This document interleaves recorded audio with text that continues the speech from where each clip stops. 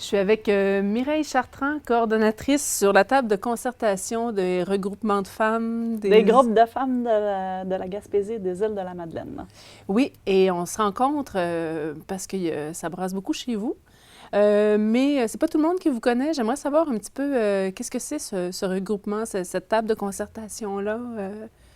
Bien, en fait, c'est ça, on regroupe dans le fond les organismes en conditions féminines de la région. Pas tous les organismes en conditions féminines, mais ceux qui avaient envie de travailler ensemble, de faire rayonner, de développer puis de faire rayonner certaines préoccupations dont ils n'ont pas nécessairement le temps de faire dans leur quotidien d'organismes communautaires. Donc, des sujets comme les femmes, intéresser les femmes à la politique municipale ou à la politique provinciale ou fédérale.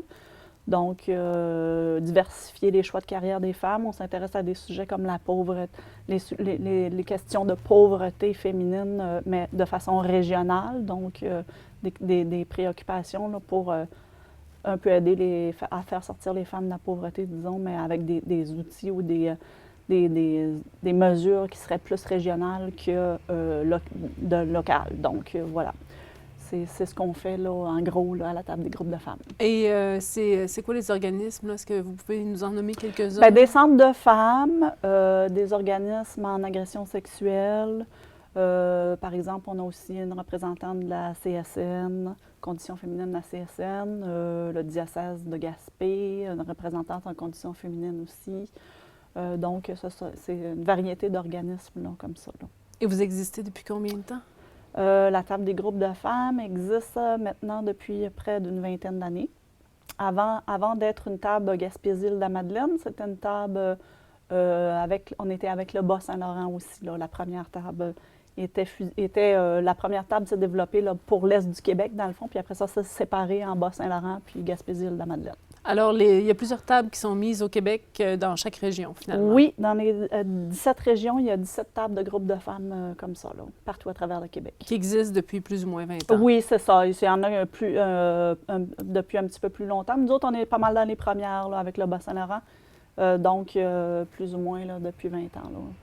Et vous faites des concertations publiques pour vos membres à raison de combien de fois par année ou c'est ponctuel ou comment ça fonctionne? Bien, en fait, on fait des rencontres de membres. Donc, les membres se rencontrent 3-4 fois par année pour discuter des sujets qui les intéressent, bien sûr, préparer les plans d'action, faire le suivi des projets sur lesquels on est engagé, puis se former aussi ensemble sur divers sujets. Est-ce que vous auriez quelques exemples de manifestations ou d'événements auxquels vous avez fait part qu'on pourrait connaître? Bien, si vous parlez d'événements en termes d'activités là, importantes, bien, dans les dernières, il y a eu la Marche mondiale des femmes là, qu'on a réalisée. C'est à tous les 5 ans. Donc, il y avait une grande activité régionale pour la Marche mondiale des femmes à laquelle près de 200 personnes se sont réunies pour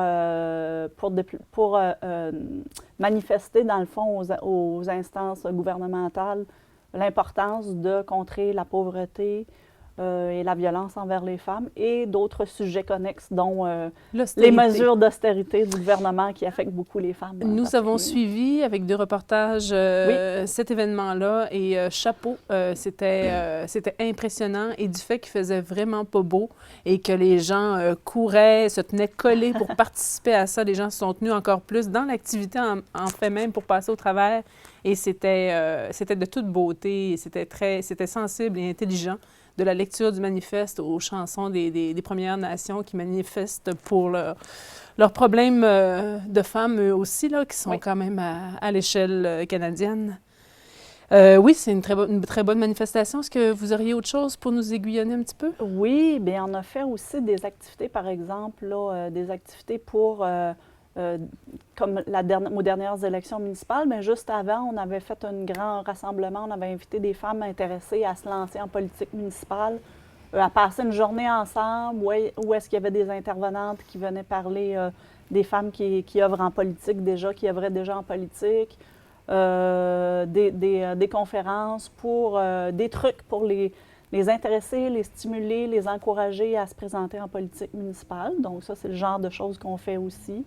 On a fait des recherches, aussi plus de la recherche là, régionale sur la pauvreté chez les femmes. Donc cette recherche-là a mené à constater qu'il y avait certains éléments sur lesquels il fallait pousser de façon plus importante, où il fallait se préoccuper en premier, comme par exemple la question du logement pour les femmes est très importante pour les sortir de la pauvreté, et la question du transport aussi. De là, on a travaillé avec des partenaires régionaux, dont la Conférence régionale des élus à l'époque et le Ressort, qui est le réseau solidaire pour le rayonnement des territoires.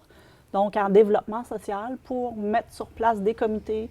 On a participé à la création, puis à ces comités-là, comités en transport et comités en logement, qui sont des comités régionaux, puis qui mettent de l'avant, là, justement, des questions en conditions féminines, donc les problématiques vécues particulièrement par les femmes.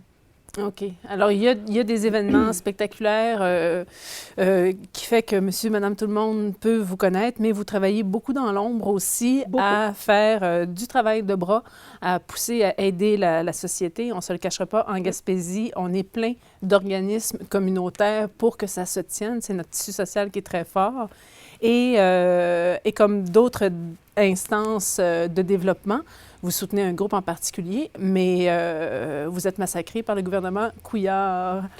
Oui, bien sûr. Bien, en fait, pour l'instant, on n'est pas des victimes encore directes, on va dire, mais on est des victimes collatérales parce que on avait, dans les 10 dernières années, on a eu ce qu'on appelait une entente de collaboration en conditions féminines.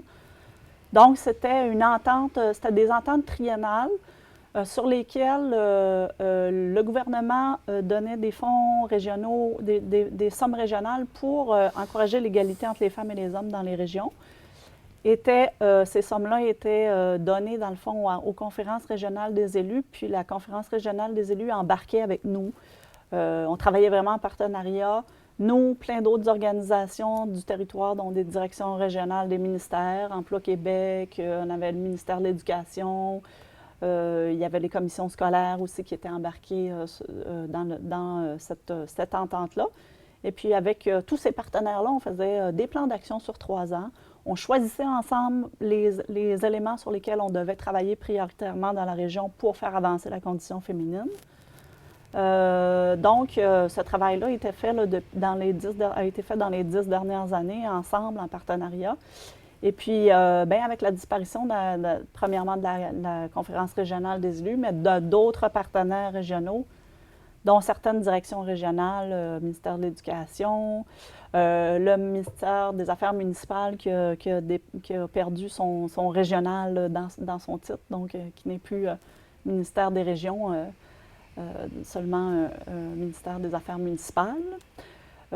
Donc, ce sont tous des partenaires qui sont disparus un peu. Les commissions scolaires aussi, les institutions scolaires qui sont beaucoup victimes elles-mêmes de décompression budgétaire, se sont retirées un peu des projets ou des choses qu'on faisait dans la dernière année parce que, pas par un manque d'intérêt ou de volonté, mais parce qu'ils doivent faire des choix dans leur travail. Donc, ça se retire bien malheureusement là, de ces projets-là.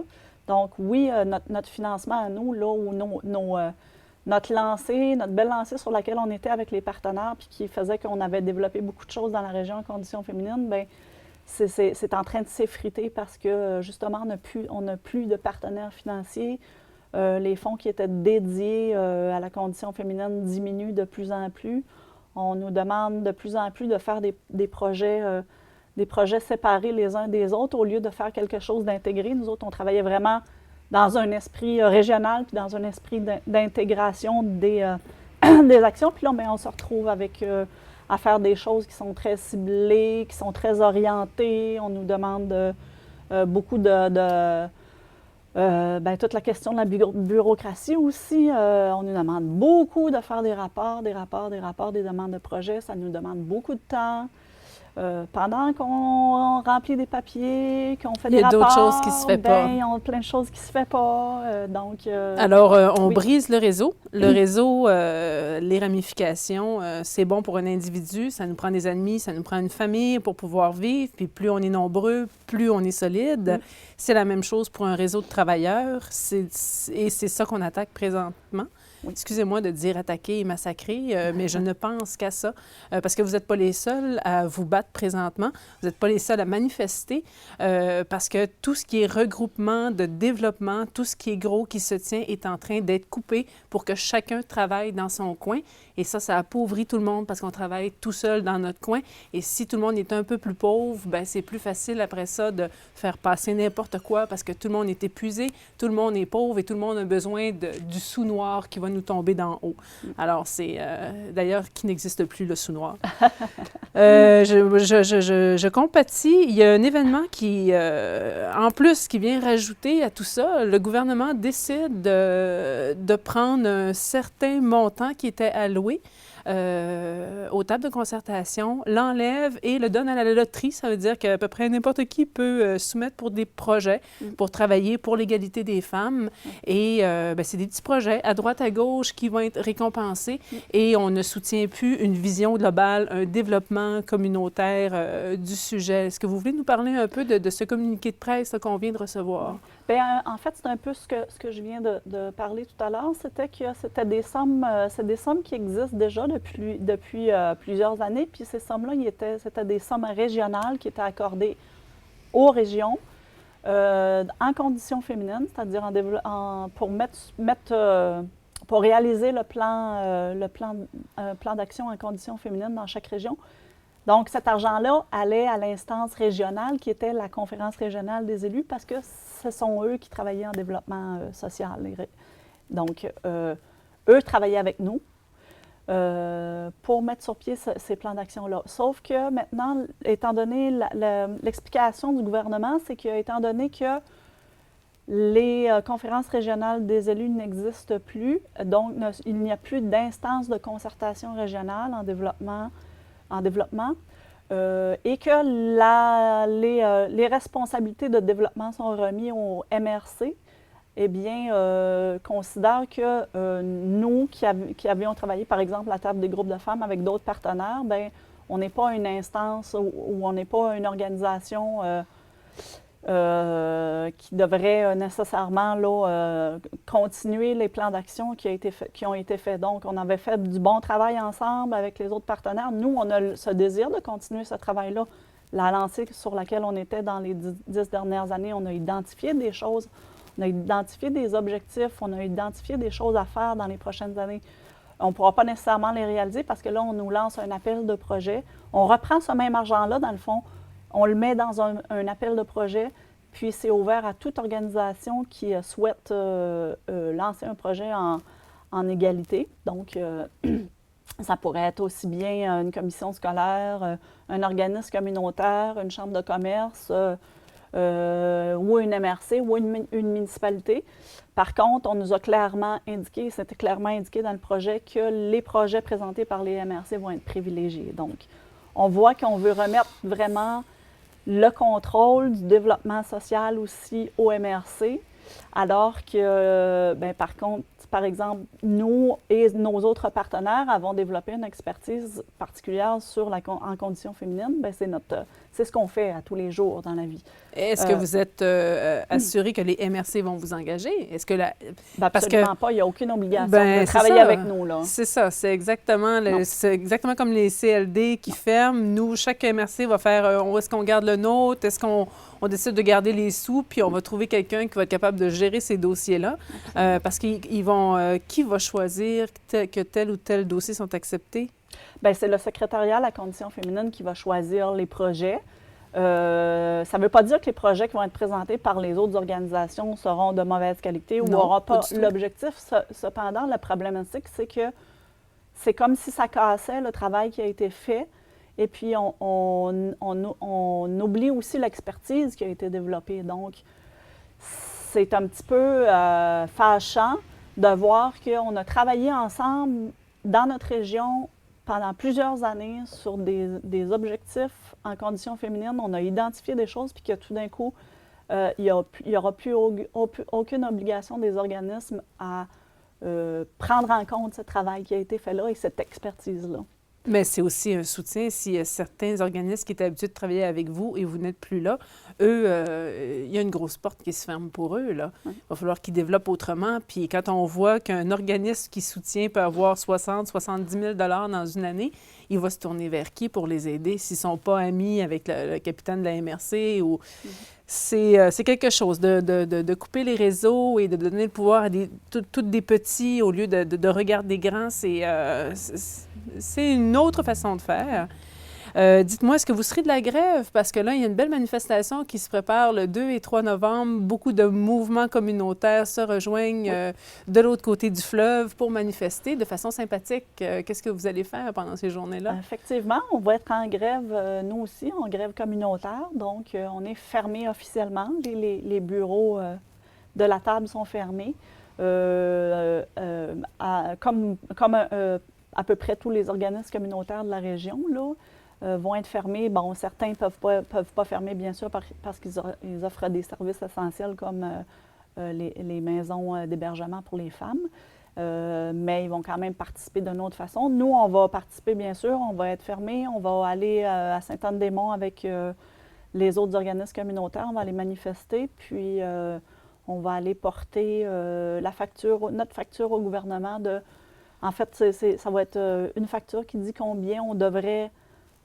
On a besoin pour offrir les services qu'on offre, puis réaliser notre mandat. On va dire au gouvernement que, bien sûr, notre financement n'a pas été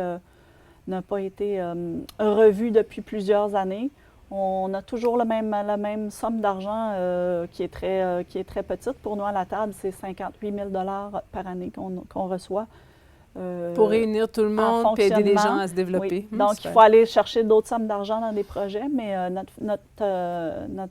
nos sous de base là, sont vraiment petits et n'ont pas été revus à la hausse depuis longtemps. Donc, c'est ce qu'on va aller dire au gouvernement. On a besoin de plus que 58 000 pour fonctionner, puis pour développer des projets intéressants, puis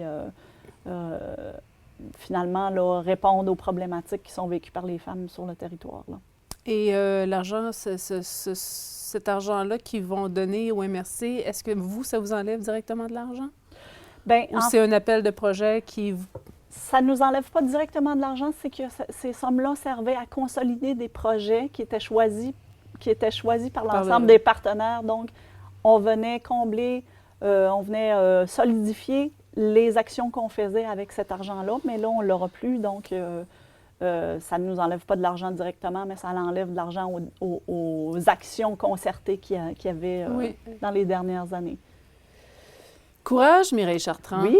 Oui, et merci de nous avoir parlé de votre combat et on va continuer de vous suivre.